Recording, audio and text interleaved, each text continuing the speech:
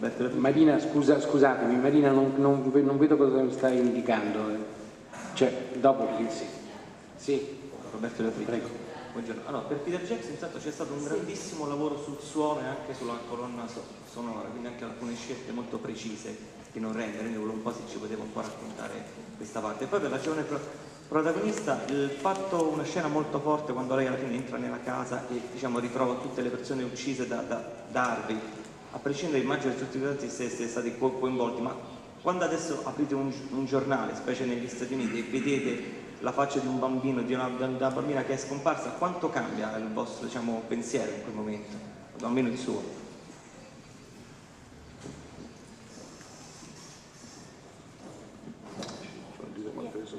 Yeah, you go first.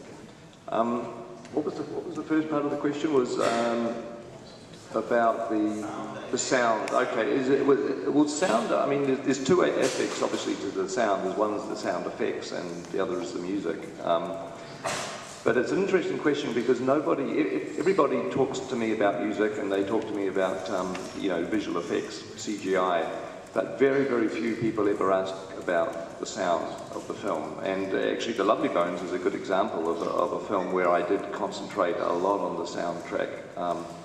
Because sound itself, I regard it as being an important component of many scenes of the film. Not every scene, but many scenes. Like, for instance, one good example is where Lindsay, Susie's sister, breaks into Mr. Harvey's house and is sneaking around the house trying to find evidence of his guilt. And that scene is entirely built around sound, and in a way it's built around the lack of sound, because I wanted the house to be a silent tomb. But like anywhere, there is tiny little sounds, and there's sounds that Mr. Harvey is fully aware of because he lives by himself there. He's obsessive. He just sits there in the dark thinking, and he would be used to every little rattle and creak and groan that the house makes when the weight shifts or a window is left open or anything. It's like the house has a pulse and a heartbeat, and I wanted to try to get that feeling across. And Lindsay is an alien broken into his environment and is sneaking around, and when Harvey arrives home unexpectedly and she's upstairs and he's down in the kitchen, he just stops and he listens to the heartbeat of his house. And so all of that, I was thinking about all of that during the scene, and the whole thing is built around Lindsay making the tiniest noises where her finger scrapes along the edge of the notebook, the paper, and she's trying to turn it to look for the evidence. And so sound was a lot of fun, and it's one of those things that most often that never gets referred to because it's almost an invisible component of the scene. And the sounds of heaven, we were, the afterlife, we were very conscious of trying to make that world seem a little different through sound as well as through the more obvious computer effects. So the sound that we play in there is not quite naturalistic. It's not, the forest that they walk in, that Susie and Holly walks in, it doesn't sound like a forest on Earth. It sounds different. So we did spend a lot of time on that. So I'm glad that you asked about it, and because it is one of my secret little weapons in films is the sound. It's amazing what you can do that people don't realise, because it's one of those subconscious things that you can be affected by it without actually knowing that you're being affected by it. So it's like a filmmaker's secret weapon, which is fun.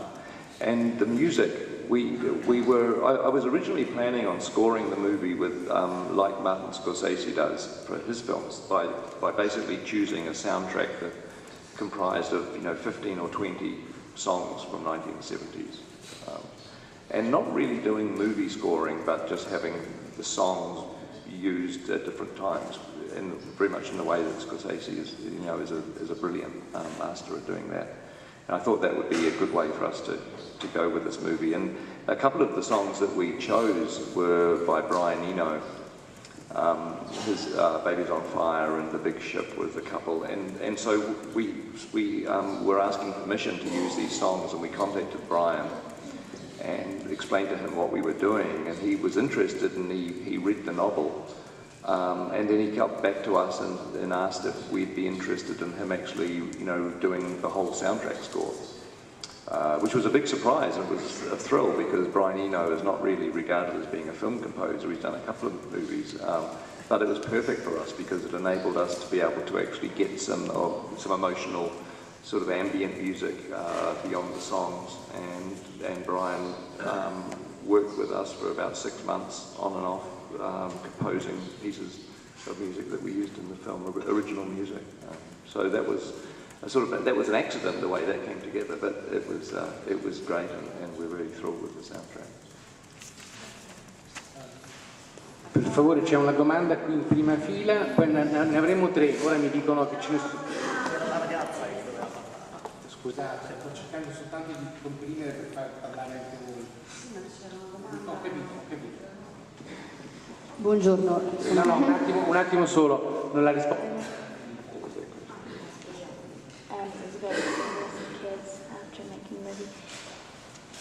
It's always heartbreaking to see a young child especially going missing, and I think most of the time they usually don't come back.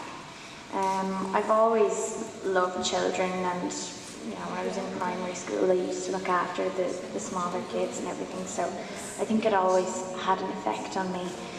But especially after making a movie like this that I worked on for such a long time, that I became very close to, I became affected by it, because in a way, in a tiny way, I was sort of in that position, and I could sort of put myself in that place and in the shoes of the parents. Their precious child had been taken away. So if I see a missing poster on a wall of a kid or any person at all, I'd stop and at least give them the time to read their details, just in case that I ever happened to see them. Yeah, it did have an effect on me, definitely.